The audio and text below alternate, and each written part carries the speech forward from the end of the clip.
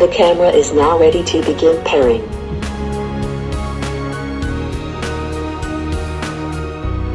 Power on your camera and check that the blue indicator LED is blinking. Enter the camera name and address. Using default name and address can go to the next step directly. Enter the Wi-Fi password. Please do not connect with the 5G.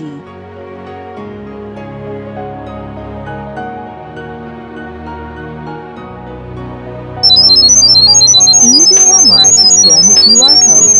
Maintain a distance of about 4 inches until you hear the confirmation. Pairing information received. Camera installed successfully.